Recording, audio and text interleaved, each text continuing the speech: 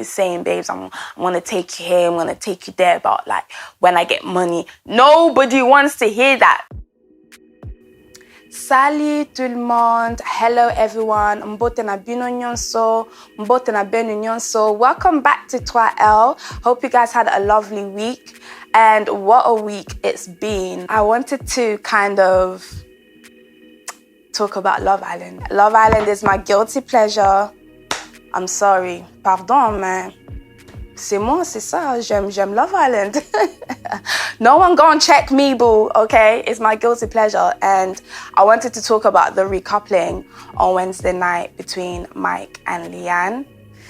Leanne. We were all like at the edge of our seats. But to be honest with you, I was kind of 90% sure that Leanne was going to go that day because of the way she was carrying herself prior to the day when they had to recouple. We all know that Mike and Leanne were a couple. He obviously was really, really into Leanne and she liked him, but we could all see that it wasn't as much as Mike liked her. And in the end, she basically told the boy, look, I'm not really feeling you like that. Let's kind of fall back a little bit. But he was still like trying. And she was kind of giving him mixed signals because she would say one thing, but her action was completely different. So he still thought he had a chance with her. Anywho, the way she carried herself after that by talking about Mike behind his back horribly with the girls kind of really ruined her image, I think, in everyone's eyes. That's why I think she's getting so much stick about it, because it's not the fact that she doesn't like the boy. You can't force her. She was within her rights to just exit the relationship, but it's the way that she did it. It was cunning, it was horrible, and it all just made us not like her anymore. And I don't know, I was kind of thinking, us girls or women, when we have something good, when we have a good man who's treating us right, doing all the right things, ticking all the right boxes that you would put down on paper, when it actually comes down to it and he's treating you good, we seem to want to run away. It's like we can't accept that you can find a guy that actually tick all your boxes and he's legit, like he's good. And it just, I don't know, I'm just thinking, this is why some of y'all are still single, because you claim you want a good guy, but when a good guy comes around, you literally just shut down, you put down a barrier and you don't let him in, but you'll be crying in your bed saying, oh, men are this, men are that. But when they present themselves to you in that manner, you run away, you don't want it. So, I don't know. These are like little tips for me, for anyone that's looking and that's kind of scared that there isn't a perfect guy out there for them. There isn't, firstly, there's no such thing as a perfect guy. That's one. There's no such thing as a perfect guy or a perfect girl.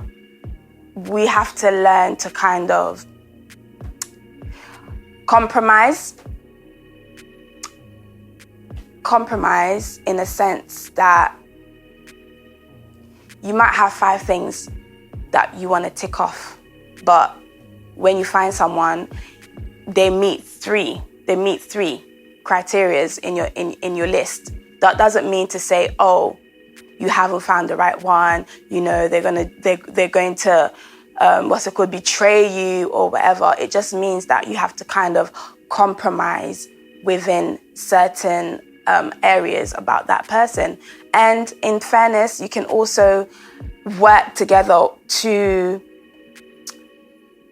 I'm stuck. I've lost the word. You can work together to change that person, not to change them like character-wise, just to better themselves in certain areas that you might think are flawed. I think that's a better way of putting it.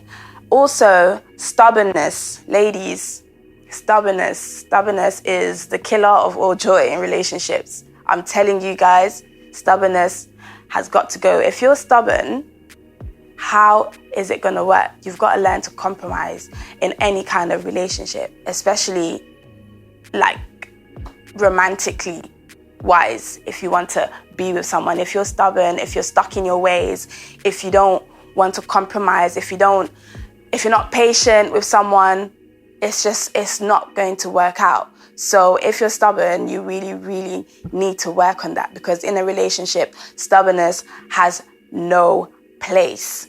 Another thing that I think is a no-no if you want to meet the person that is compatible with you, is that you have to kind of love yourself, but you have to love yourself first before you can allow someone else to come and love you. You have to know that when you find someone, you shouldn't look for happiness and love within someone else. When you love yourself and you're happy with yourself, with your imperfections and your flaws, and you found yourself, when you now meet that other half, it adds to your happiness. Another thing, ladies, is low tolerance in a relationship. Your tolerance can't be low, ladies or gents, in a relationship, because it won't last. Simply, it won't last. You have to find ways to not bottle things up, but like find ways to like curve certain situations and silly arguments. Like, for instance, when you have a silly argument and you know that you're in the right, your partner also, they think that they're in the right, and you guys are just going around in circles. Sometimes you know you're in the right. Just give it to them. Just make them think that they're in the right. Do you know what I mean? Like, especially if it's over small little things, like it's not worth it. It really, really, really isn't. So you have to find like a balance. Otherwise, I'm saying this to you, ladies, you will end up in McDonald's. You end up in the bin, okay? You don't want that. So you have to find a way to sort of balance things. If you guys find yourselves arguing over the same old small things, just give it to him. Make him think, yeah. That don't mean to say that, each and every single time you have to make him think that he's in the right. But if it's over something very silly, come on. Is there a need? Is it really worth it? You know?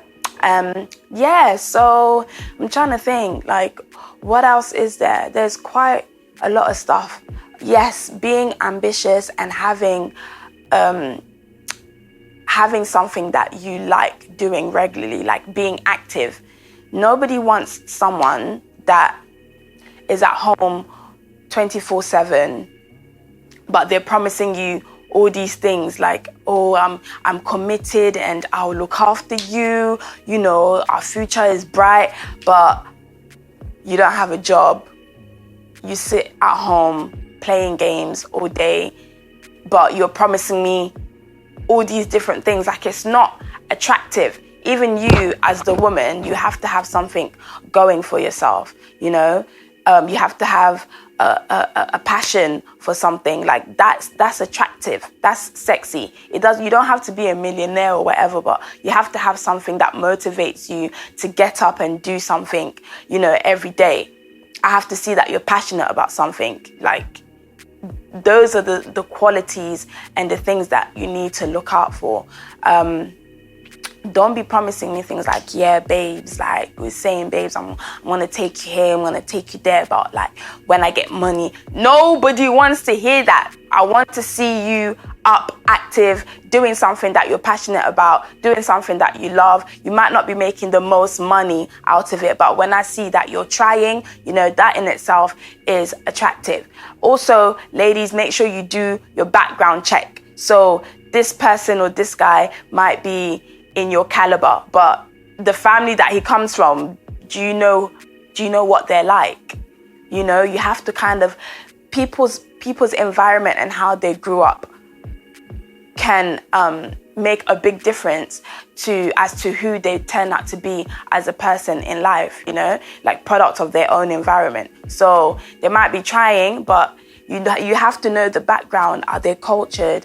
Are they disciplined? Did they come from a loving home? Was it a broken home? Like, those sort of things are important, because those sort of things tells you the sort of person that you're with, maybe without even really asking them a lot of questions, but just by knowing the family that they came from and the background that they come from, it could kind of answer a lot of unanswered questions, if that makes sense. So yeah, ladies, those are just like my little input, into not ending up like one of those girls that when a good guy finally comes along, she's speeding away, she's running away, that sort of thing. So that, you're kind of, you're prepared and willing to give it a go, to put your barrier down, give it a go, give it your all. You have nothing to lose. So, c'est tout pour cette émission. That's it for this episode of TroisL.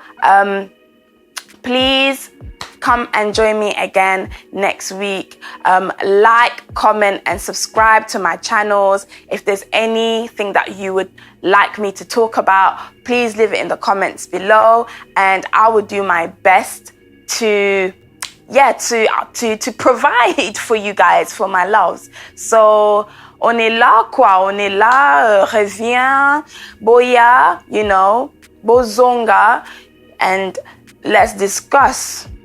Okay? So, guys, it was a pleasure, and I'll see you in the next episode of TroisL. Bye!